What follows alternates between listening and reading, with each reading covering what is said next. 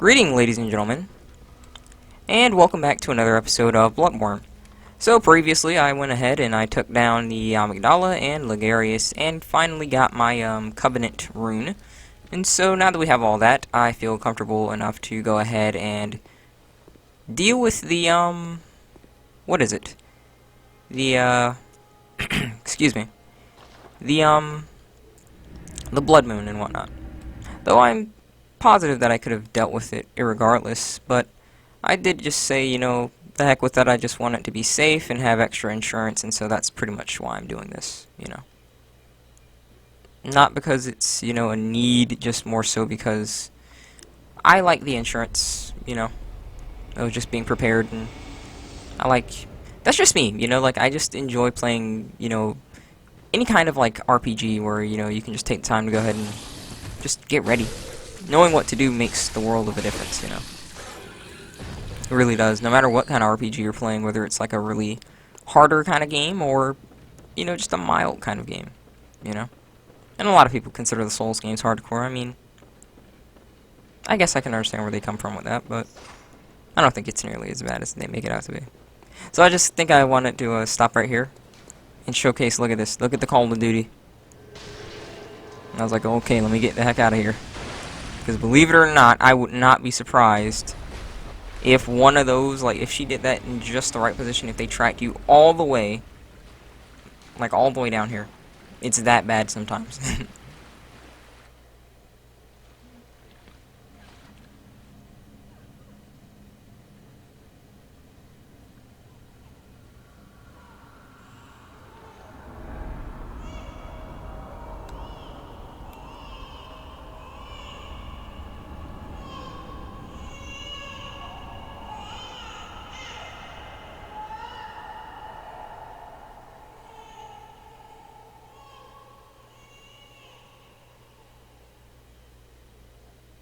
Alrighty.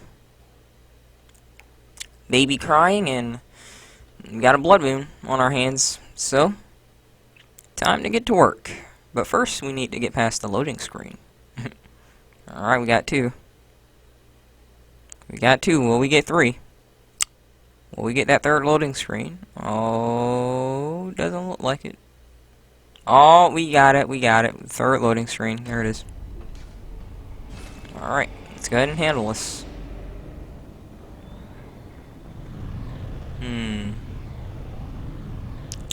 Okay. So if you'll notice, this is just Yahargul. But, unfortunately, a few things are going on over here.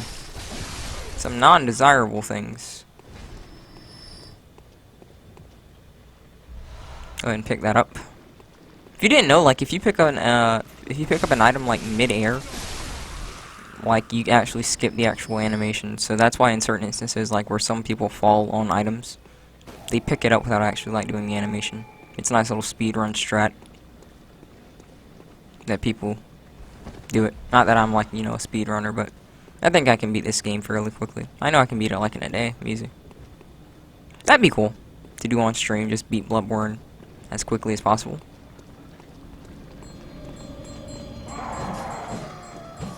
Definitely would just be, like, you know, upgrading the weapon, not farming, and whatnot. I wouldn't necessarily be trying to do, like, all of the speedrun strats where I'm just, like, only leveling certain stats, but I'd probably be putting a lot into health and damage, and that's pretty much it. Health and damage would just be the main thing. Like I've pretty much done here, you know, but I did also farm a bit here as well, so that's not really accurate, I feel. And considering that I'm doing my best to show off certain things, it's still not as, what's the term? Still not as rapid as I can be. Sniped! Oh, I love it. You can get that last hit in just from a distance, and works out wonders. Rune. Very good rune for farming. Though we won't really be doing any of that on this playthrough. And if you kill these bell ringers, this completely debuffs them. And that's a good old Omaiwamu Shindeyu moment, because he does not realize that he's already dead. There you go. Fist of the North Star, man. I'm telling you, if you saw the actual meme, you know, like I'm sure you know what that is, but If you actually see the show, it's just so underrated. Whatever happened to good shows? I discussed that with a friend of mine in a guest discussion that I uploaded here and whatnot, because it was having some trouble on BitChute, so I put it here. It's just the truth, man. No good shows anymore. It's all woke or pointless. Doesn't have good plot. It's just garbage these days. So just like, eh. But Fist of the North Star is a really good one. I highly recommend you check that out. Good old Atta. As you can see, these guys start taking massive damage when you kill the bell ringers. So, word of advice: go ahead and do that, because they will also infinitely summon. Hooray! That is going to be useful for getting to another boss that we will be doing a bit later. Bam.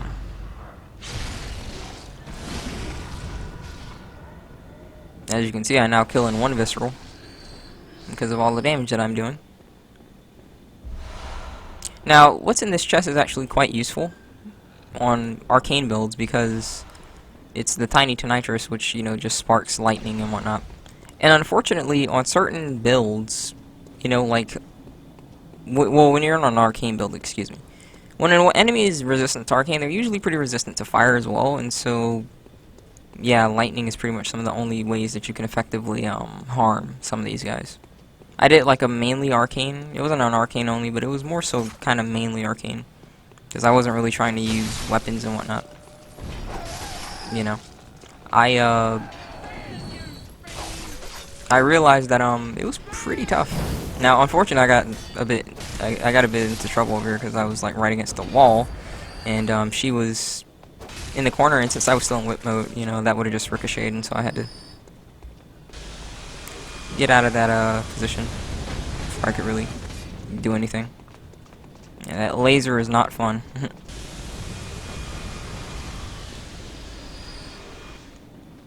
I'm like, okay, keep following me. That's what I was like. But yeah, it's pretty cool. But yeah, hopefully I can discuss that, you know, again. And I do want to get a whole bunch of podcasts done on YouTube, you know. I know BitChute is where I'm mainly podcasting, but you know, we can talk about more chill stuff here and whatnot. I just like having my actual freedom of speech, and that's why I mainly post on BitChute. A lot of people say, "Oh, you're not really gonna get as many, you know, views." I mean, I don't get it here. You know, I don't get it here. YouTube doesn't do their job, so kind of is what it is. And I'm not necessarily just trying to complain like, "Oh, I'm entitled to it." I'm just saying, you know, like when a random video can just be about like some kid passing a note in class, and all of a sudden, out of nowhere, you know, like it gets 1,000,000 views, and you say that the algorithm had nothing to do with that, it's just, that's delusional. Of course it has something to do with that. You know? So, I'm just saying, if the algorithm was actually just showing people videos, then yes, you would honestly see more views. On everyone's channel, for that matter. Because believe it or not, as crazy as this may sound, like, everyone is searching for everything.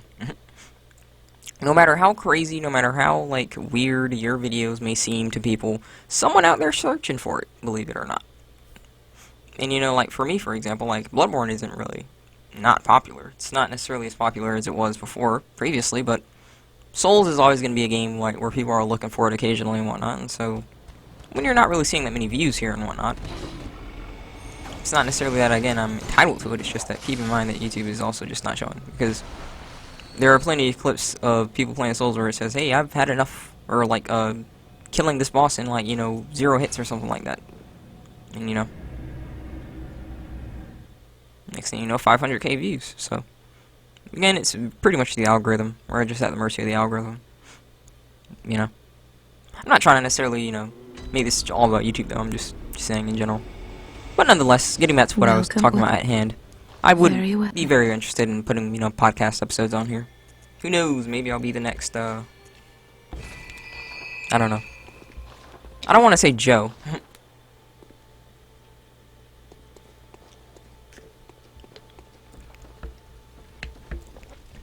But, whatever. I wouldn't mind, you know. I like podcasting, you know, like stuff like this. Believe it or not, I actually do not talk very often in real life and whatnot. I am a very silent person. But just because I don't speak much doesn't necessarily mean I don't have a lot to say. So, like, you know, podcasting is a very good way for me to get my thoughts out there and whatnot, because I do have quite a lot of thoughts, you know. Not that I have any more, like, what's the word to say? Any more value on said thoughts than you have on yours. This is why I kind of, you know, don't really like mentioning big names and whatnot, because, like, what they usually start to do is, as they get a whole bunch of these followers and whatnot, they be like, oh my goodness, my opinion is somehow more valid, you know, because, oh my goodness, look at all these people that like me and whatnot. That's not how it works, though. My opinion is not more valid because of the amount of people that watch my videos or subscribe or how many followers I have on Twitter. My opinion is my opinion, and you have yours, you know. Goodbye! Look at this glorious. You can just attack from down. Now, what I could have done was I could have just transformed, and yet I was just saying, oh, let's just keep mashing L1 instead of just doing this, and then just backstepping and doing that. Very safe way to deal with an enemy below you. The power of the TC. And Bell Maiden is down, and so this guy is gonna go down like a cake. Well, he's just freaking out. I said, let me go ahead and deal with that idiot.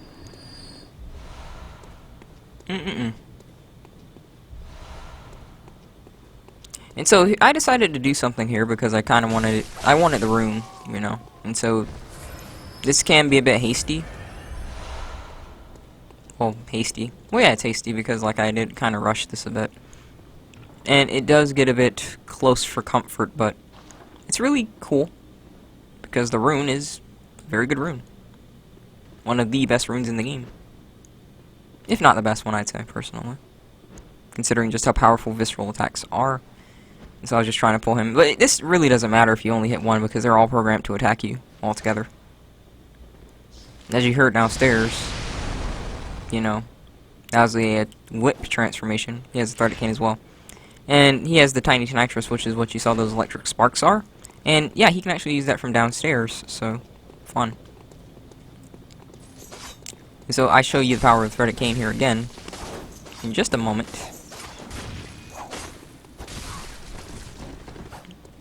Yeah, well, just like, let me keep going back.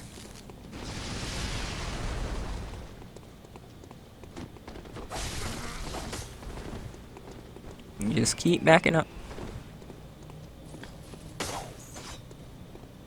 Because this is not a good time.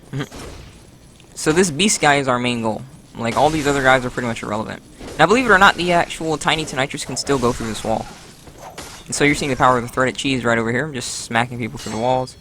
He decided to run away, and so I was having trouble. Now, he's on a pixel, believe it or not, and so he just moves, like, I think, yeah, he moves over here and whatnot. Luckily, he can't heal, thank goodness.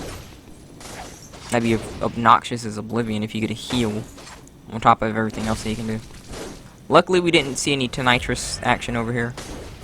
So I was just like, let me try and hit him with the downward attack, but I was just having trouble with that. And so I was just like, come on. And luckily, he came right back up. And I just said, got him. There we are. And now we only need to do one more thing, which is to grab that rune. And just book it past him. Nope. So let's go ahead and get out of here, because I'm not about to put up with hunters. No thank you. I will not put up with that.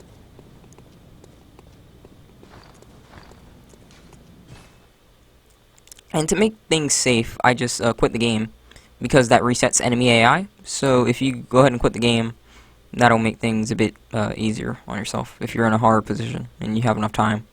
So that's honestly a technique that I recommended previously. I said, like, I think somewhere in the beginning of the Let's Play, that, you know, if you learn to just save and quit and whatnot, it can get you out of some hairy situations.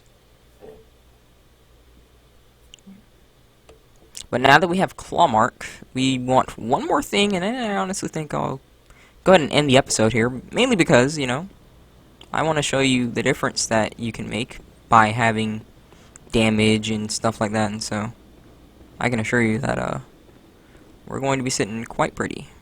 Quite pretty indeed. This guy is always programmed to try and meet you, but if you, again, you know, just do what you did previously, like I recommended with the Hunter and Bergenworth, if you do that, you can do that here, and so you don't have to be seen and whatnot. Because, again, Hunters, I hate Hunters. I hate Hunters in this game, like NPC Hunters. They don't abide by the same rules, they have infinite item use, no. It's just not fun.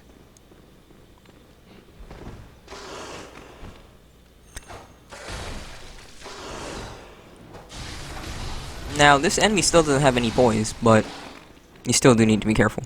Since they have a lot more health, and they do hit harder. As you can see. You can still backstab them, though, so that's pretty much what I was trying to do. But I was just out of range. I kept misjudging my distance and whatnot. There are a few chunks over here that you can go ahead and get.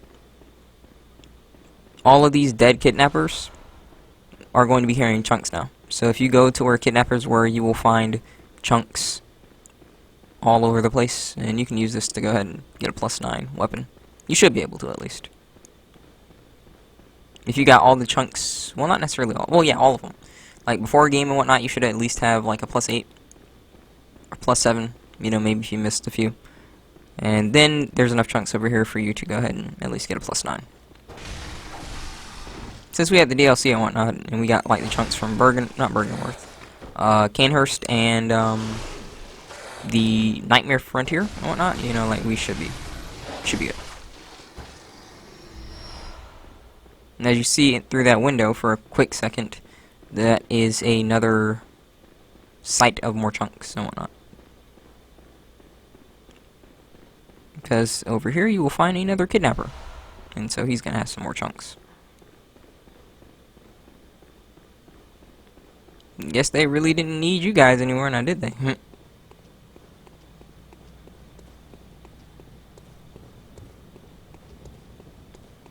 So we're gonna go ahead and run over here. And I'm going to show you a very dangerous enemy. I'd say one of the most dangerous in the game, in all honesty.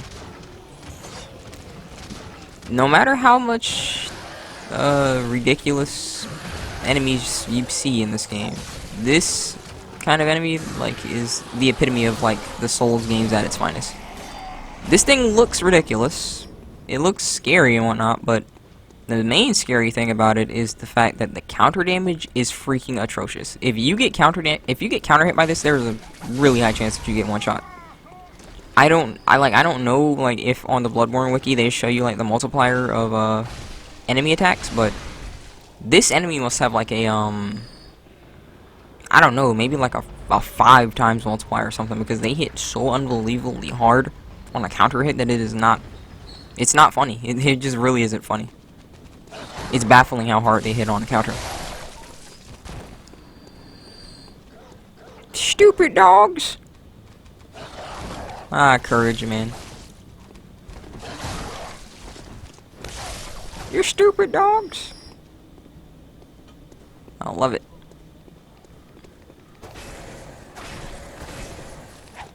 Bam. That could be cool. That could be cool. Although I did discuss that previously, though, you know.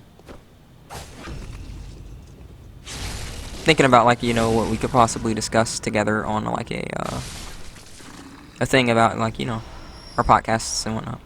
More chunks, as you see. But I think we've pretty much discussed media to death. Although, maybe we can actually just start discussing, like, you know, just more so, like, niche areas in general, like just Cartoon Network, just Nickelodeon, just Disney, stuff like that.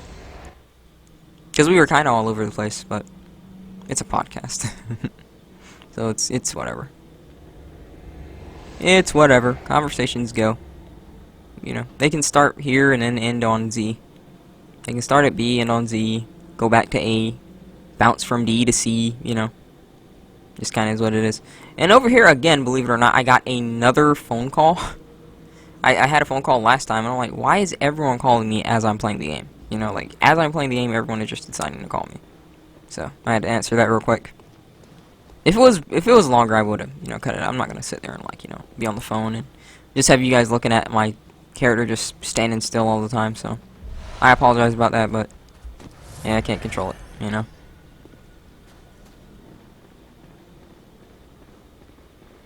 And so down here, you really want to go ahead and pick this up.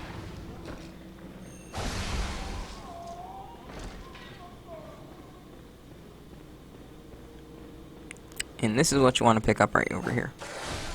This werewolf is guarding it. I guess he's a zombie werewolf, isn't he?